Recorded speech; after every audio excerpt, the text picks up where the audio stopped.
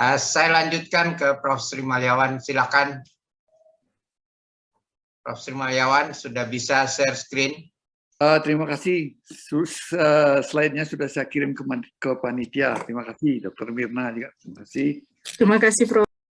Ya, tolong dari panitia di share screen-nya.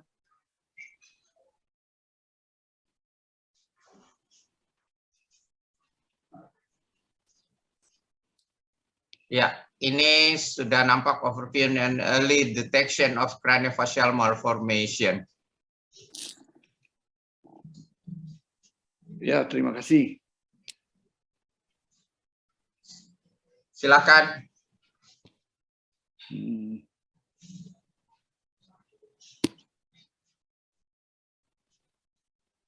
Saya mulai saja. Ini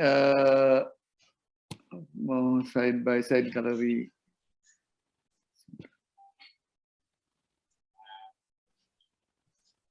Saya full screen.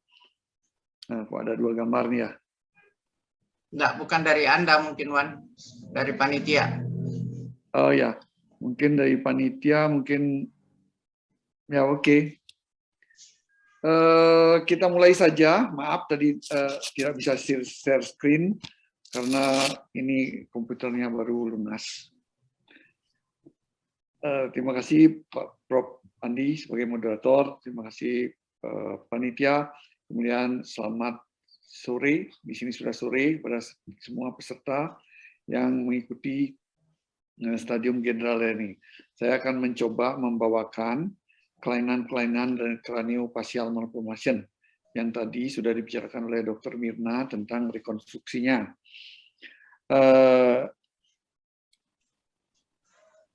Saya mulai saja dengan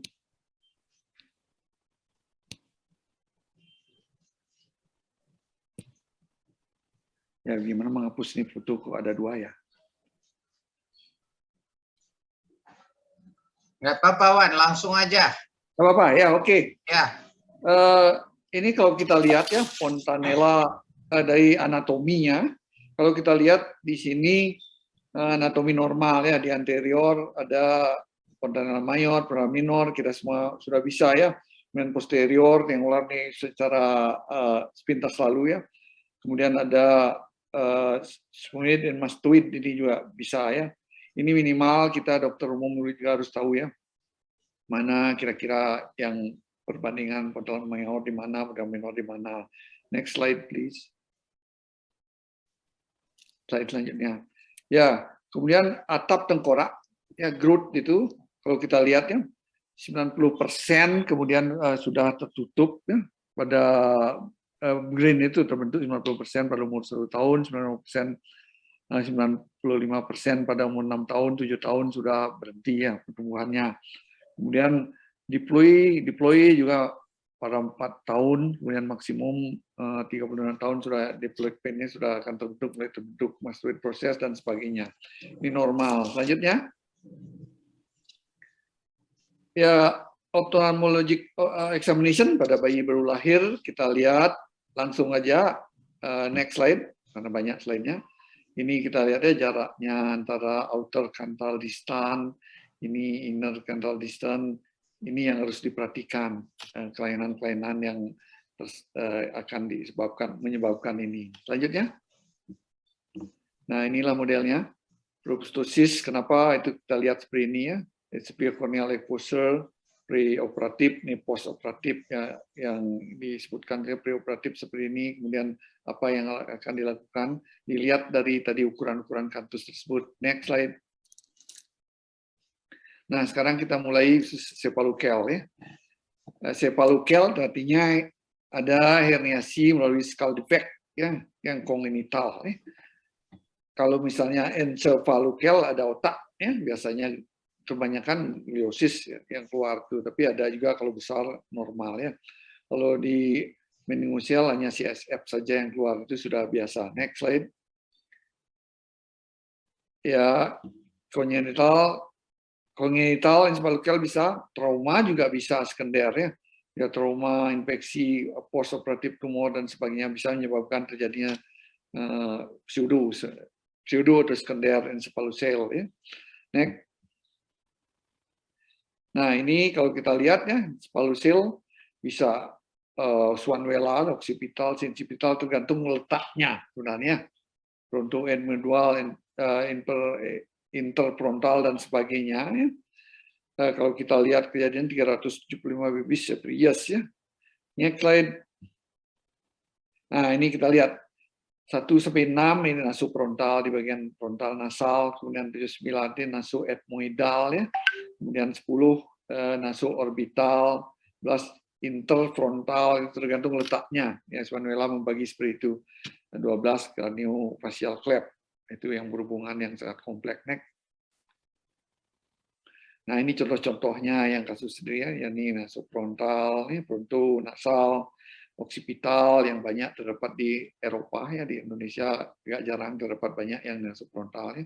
Temporo, encephaloceal, temporal, kemudian anterior fontanella, naso orbital, encephaloceal dan inferior. Ini contoh-contoh tergantung letaknya dan isinya juga. Next slide. Diagnosisnya bisa juga didukung oleh early-nya, bisa dengan protein values itu meskipun tidak signifikan ya bisa dideteksi. Prenatal ultrasound itu bisa mendeteksi juga ya. Head and maxillofacial CT ya, adanya bone defect atau skull base abnormal ya, atau cerebral angiografi ini agak susah ya, jarang dilakukan pada anak-anak, pada bayi ya. MRI, MRI ini sebenarnya tools standarnya untuk MRI sehingga kita tahu untuk pendekatannya, teknik operasi dan sebagainya, bagian-bagian apa saja yang keluar dari sana itu bisa lihat seperti itu. Next slide. Nah, ini misalnya ultrasound salah satu contohnya untuk early detection-nya bisa terlihat di sini ya. Kadang-kadang bisa terlihat ini dari yang 3 dimensi, lebih jelas sekali bisa ini kelihatan ya. Di USG. Ini pun tergantung operatornya ya. 3 dimensi ini bisa terlihat kelainan-kelainannya bisa dengan USG yang paling pertama, yang paling non-invasif. Next slide. Manajemennya biasanya sangat tergantung dari kondisi kelainan, apa kelainan otaknya dan sebagainya, sehingga mode of delivery-nya biasanya sekso-cesaria ya. Emergency sudah tadi dijelaskan ya, operasi emergency kalau ada rupture ya, ada bocoran liquor ya, ini yang perlu ya. Prinsipnya adalah secepatnya sebelum 6 bulan itu harus selesai kalau tidak ada ini, kalau tidak ada bocoran dan sebagainya. Kemudian kalau ada hidrocephalus ada 2 pendapat, biasanya hidrocephalus treat first ya. Kemudian dural reconstruction ya, itu yang biasanya sudah dijelaskan tadi ya. Prinsipnya pada stadium akut dan emergency dan urgent itu adalah menutup defect supaya tidak terjadi kebocoran liquor ya. Kalau misalnya fasilitas tidak memungkinkan atau tidak bisa, wrap with gas sponge atau steril ya, kemudian cepat kirim ke fasilitas yang memungkinkan. Next slide. Prognosisnya tentu sangat tergantung kepada berat ringannya, ada tidaknya agenesis otak dan sebagainya ya. Bentisu di dalam kantongnya normal atau gliosis dan sebagainya, lokasi di mana yang keluar, eloquent non eloquent bentisu ya, dan semuanya. Jadi pada konsepnya prognosisnya adalah tergantung dari adanya kelainan penyerta yang lain atau kadang-kadang ada multiple congenital anomali yang lain selain di otak dan sumsum tulang belakang, itulah kelainannya. Dan tergantung juga dari bagian-bagian otak yang keluar, bagian otak yang gliosis dan agenesis dan sebagainya. Next slide. Kalau kranial meningosil itu cairannya lewat skull defect, aksesnya duran intrauretin bisa juga dengan ultrasonografi ya, bisa timbul dimanapun bisa timbul ya, kelainan kongenital di otak ya. Kemudian diagnostik mitigasinya itu bisa dengan yang paling gampang itu rajin kontrol, kemudian perlu ditanyakan juga karena ada hubungannya dengan vitamin B12 dan itu penting juga ya. Kemudian lihat lihat kemungkinan lokasi yang menyebabkan gejala-gejala penyertanya. Ya. Nah, yang paling penting adalah nanti waktu early diagnostiknya untuk tindakan selanjutnya, dimanapun itu harus kita mempertimbangkan juga luas defeknya, kemudian sek yang menutup di situ, kemudian isi kemungkinan di sana berbahaya dan sebagainya di surface skull defect-nya. Lanjutnya, nah ini pseudomeningocele yang sering terjadi pada yang kita iatrogenik atau post craniotomy ya, atau ada robekan dura dan sebagainya ya, kebocoran yang sering terjadi. Kadang-kadang growing skull fracture juga menimbulkan pseudomeningocele dan sebagainya ya. Harus kalau ada seperti itu eksplorasi luka ya, dengan hati-hati, kemudian ditentukan kemudian apa defeknya dan sebagainya. Prinsipnya adalah dura ditutup watertight, baik dengan fascia, baik dengan prostesis atau dura buat artificial dura harus watertight. Kemudian defek yang lebar harus ditutup dengan bone atau dari bone bank atau dari mana harus ditutup kalau terlalu lebar ya. Next. Ini cranial dermal sinus. Ini cranial dermal sinus kadang-kadang ada sinus kecil ya di dermalnya dari kulit masuk ke otak yang kita kurang monitor sehingga kadang-kadang kok ada cairan, ada nanah dan sebagainya ya. Efek itu sering terjadi ya. Biasanya jarang kita perhatikan, dikira infeksi saja padahal dia berhubungan ke apa yang kita sebut dengan congenital epithelial tunnel atau skin surface ya. Ini pernah saya temukan sekali ya. Lanjutnya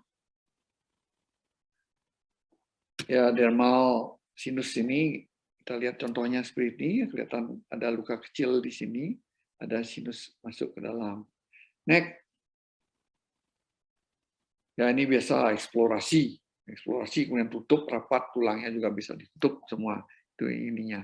Ya jangan sampai menunggu infeksi, makin cepat ditutup makin bagus, jangan nunggu ya secepatnya. Jangan nunggu triple 10 untuk dermal sinusnya. Lanjutnya. Nah, craniosynostosis ini juga penting ya. Menutup sutura menutup sebelum waktunya ya. Itu menutup kejadian 0,6 dari 1000 live burst ya. Bisa sindromik ya, multiple craniosynostosis ya, non sindromik. Lanjutnya. Nah, ini klasifikasinya ada primer, ada sekunder ya. Primer ini sering terjadi, semua sutura itu bisa menutup prematur penutupannya. Kemudian bentuk-bentuknya tergantung dari sutura-sutura mana, global dan sebagainya.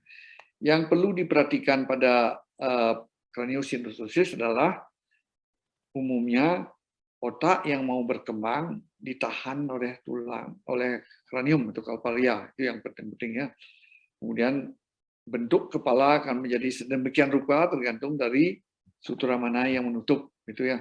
Kemudian dari situ kemudian timbullah yang mana menutup sindrom macam-macam tergantung yang menemukan pertama kali ya, non sindromiknya, sindrom Krusong-Rapet dan kelainan kognital yang menyertainya.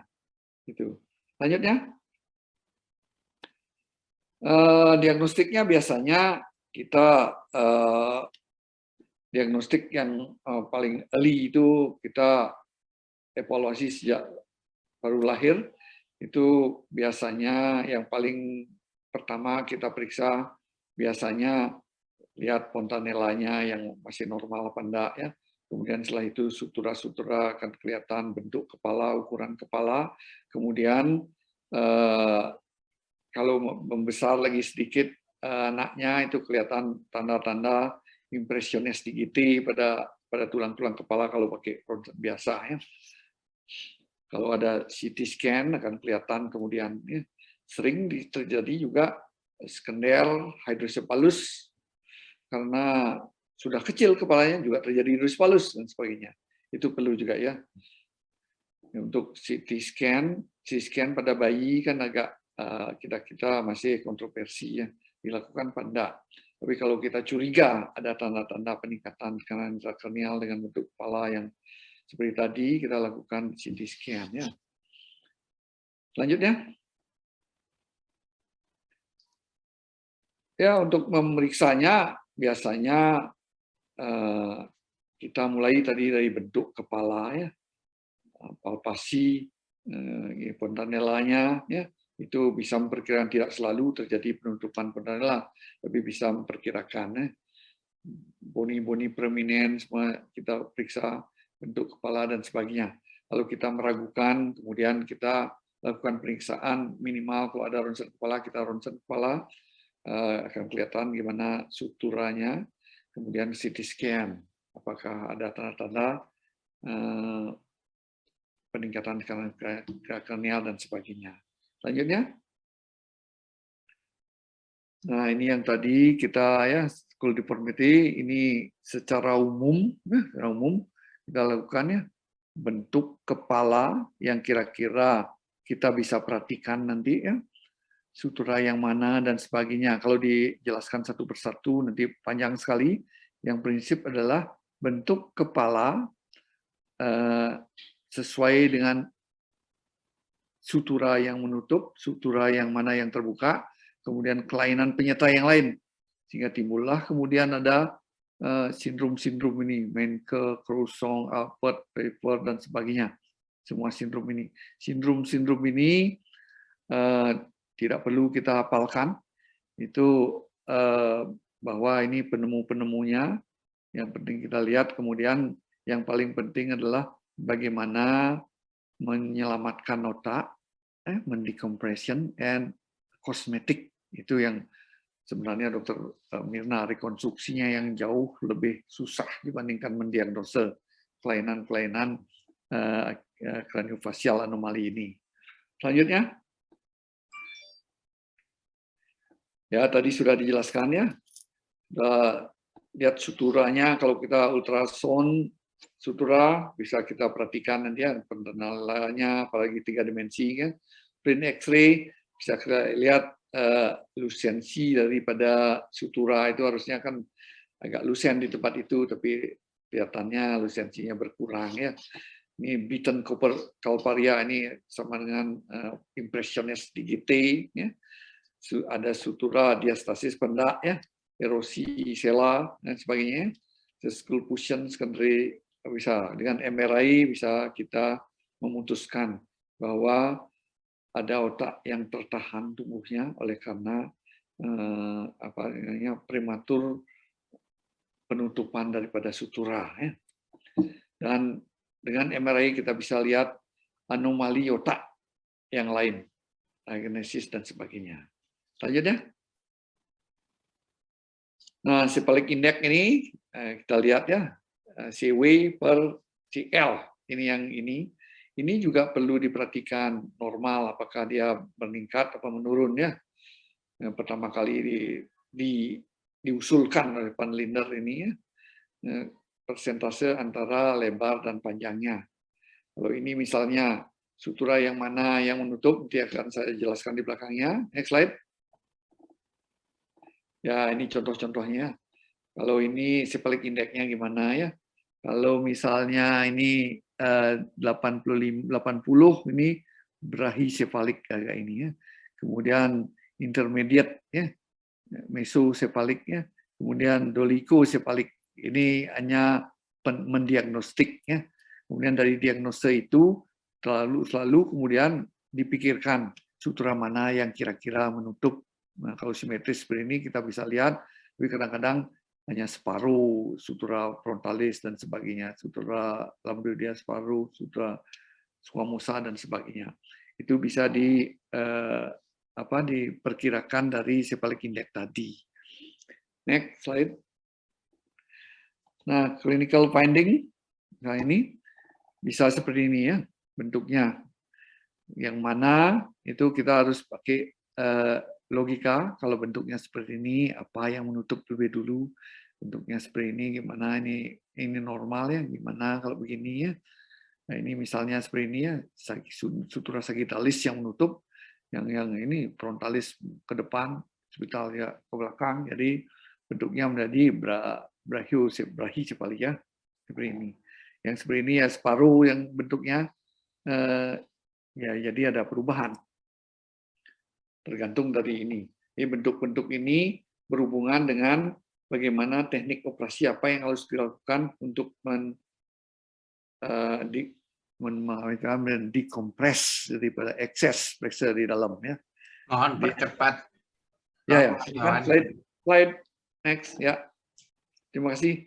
Nah, frontal synostosis seperti ini misalnya gambarannya ya, yang mana harus dibuka. Dan selanjutnya.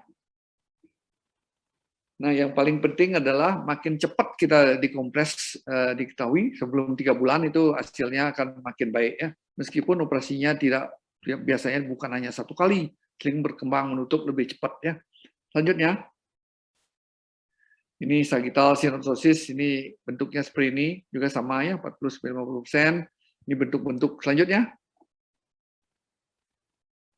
Yang seperti ini sebenarnya ya, bisa dibuka di sini, bisa juga railroad, macam-macam teknik operasi untuk dekompresi, bisa global, semua kita buka ya. Selanjutnya. Nah, ini bentuk-bentuk yang terjadi akibat early ostosis daripada sutura. Next.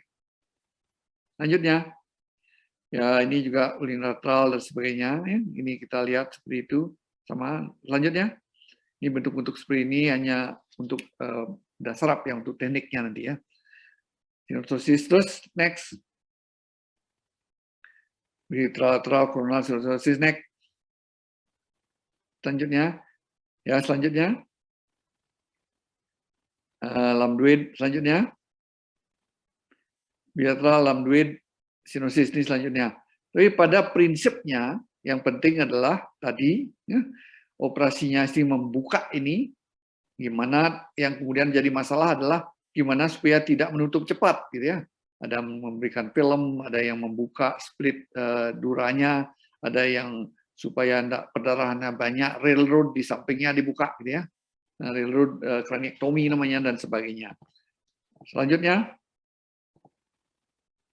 craniofacial syndrome. Ini yang sindrom-sindrom yang seperti ini yang memerlukan multidisiplin untuk operasi ya.